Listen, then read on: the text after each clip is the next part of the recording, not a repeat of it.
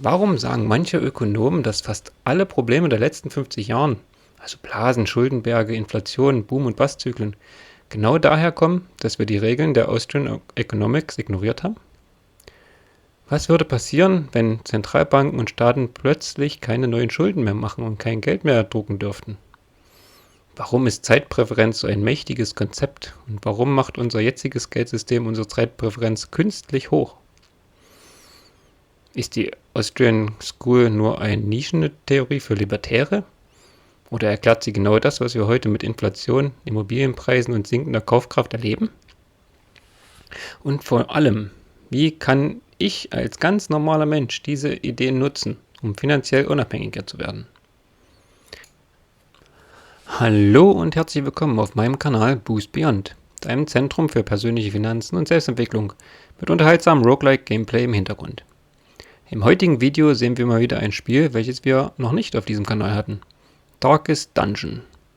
Manche würden es als Hardcore-Roguelike bezeichnen. Es ist bockschwer und düster und man kann es noch schwerer stellen, wenn man es möchte. Wir erkunden rundenbasiert dunkle Verliese, bekämpfen Untote und suchen nach immer neuem Loot. Interessant ist ja auch das System des Stresslevels, befeuert durch Dunkelheit, Todesangst und schreckliche Erfahrungen der Helden, welche nach dem Abenteuer in der Taverne oder an Orten mit anderen Annehmlichkeiten wieder behandelt werden können. Vieles hier erinnert an Romane von H.P. Lovecraft. Wie im Spiel möchte ich dir durch meine Erfahrung auf deiner finanziellen Reise und bei deinem persönlichen Wachstum helfen, während wir gemeinsam leveln.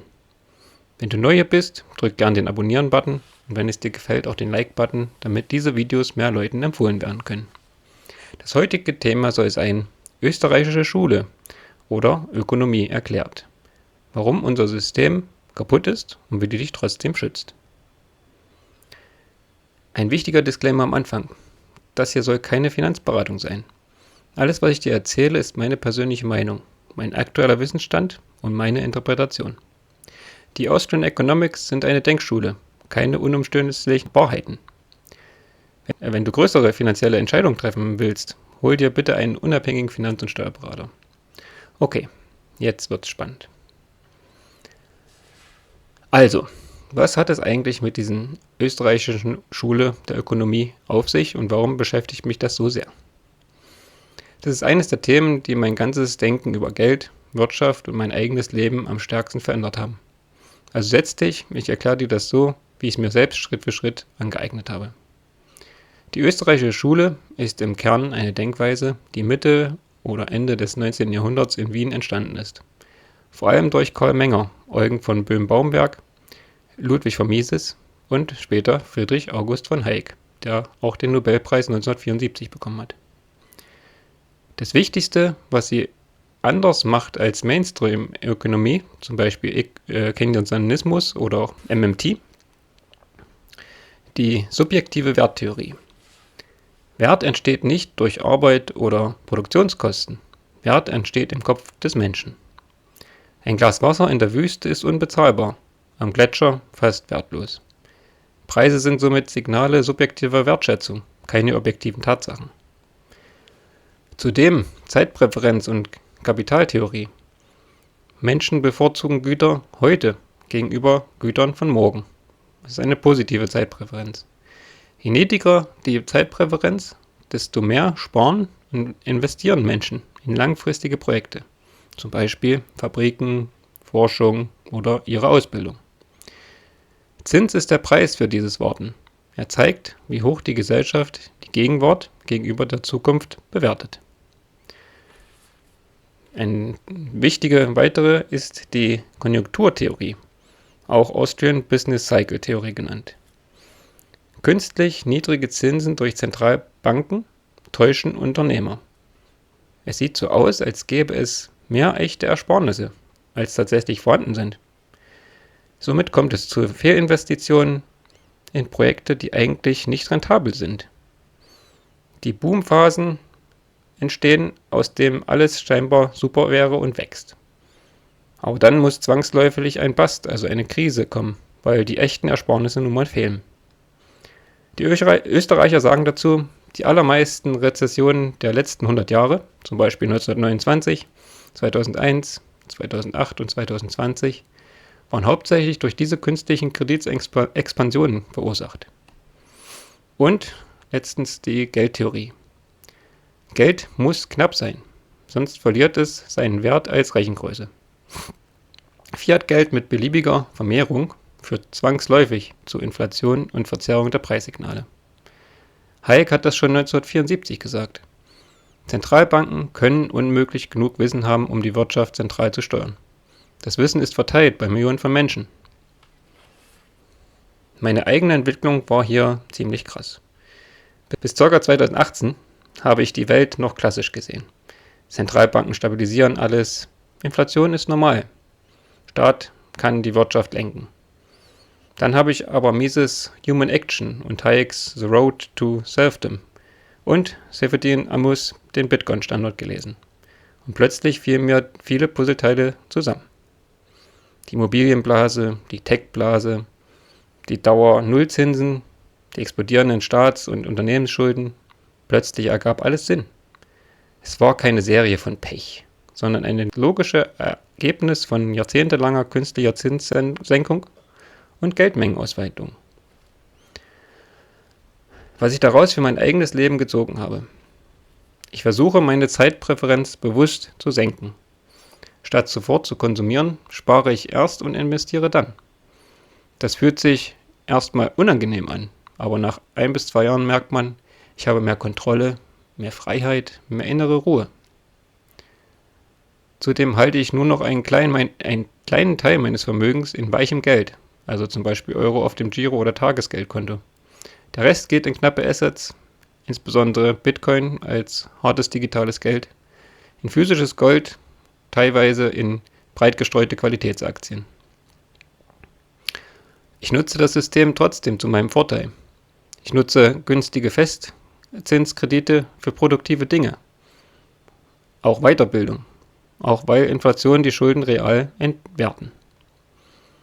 Außerdem lese ich und lerne weiter, weil Wissen in einer komplexen Welt der beste Schutz ist.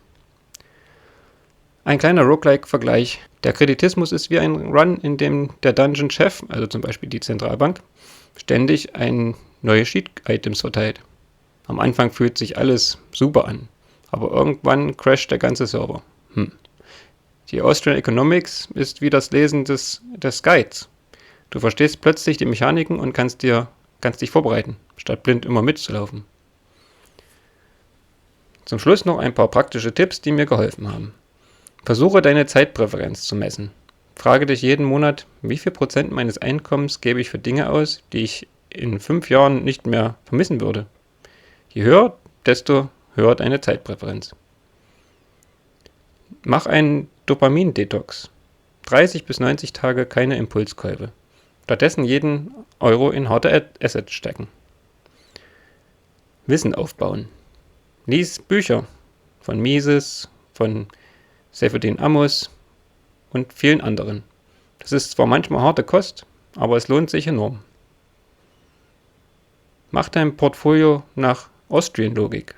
Mindestens 10 bis 30% in harte Assets wie Bitcoin und Gold. Vielleicht sogar viel mehr. Und vermeide übermäßige Staatsanleihen oder Cash.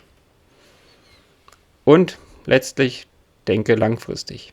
Frage dich bei jeder Ausgabe, macht das in 5 bis 10 Jahren noch glücklicher oder nur in den nächsten 5 Minuten?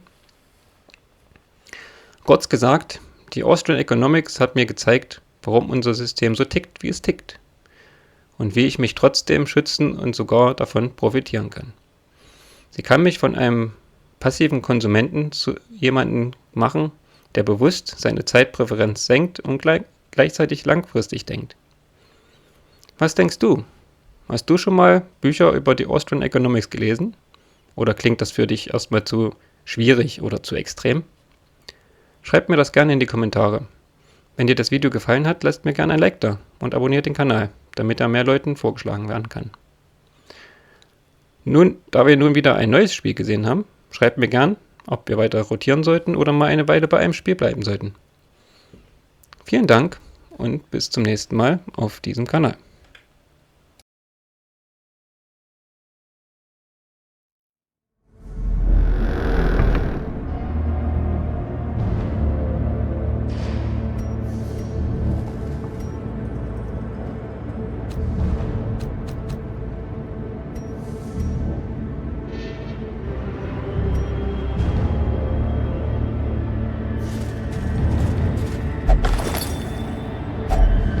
If only treasure could staunch the flow of otherworldly corruption.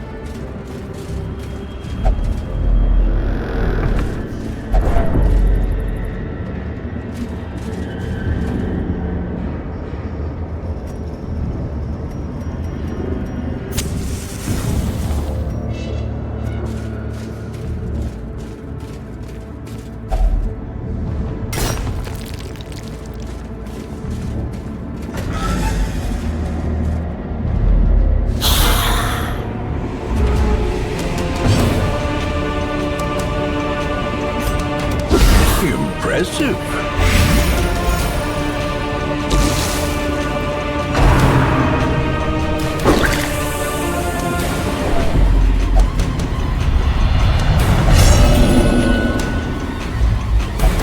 The walls close in.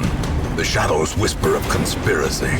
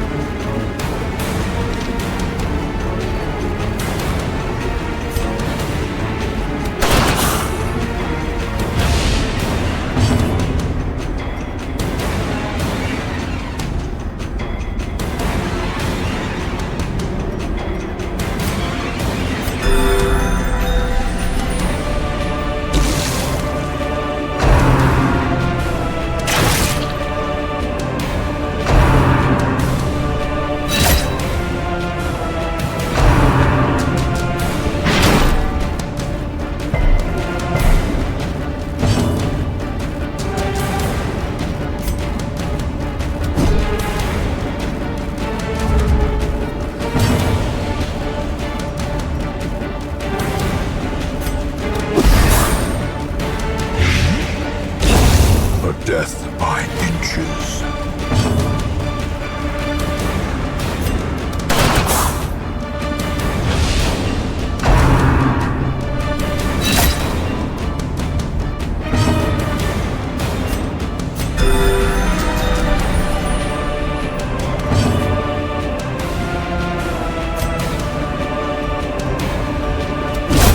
Continue the onslaught.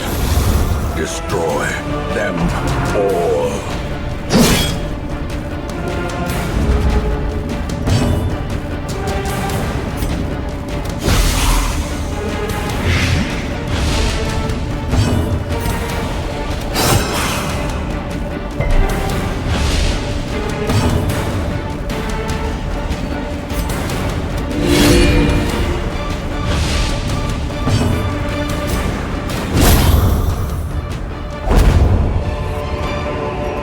Be wary.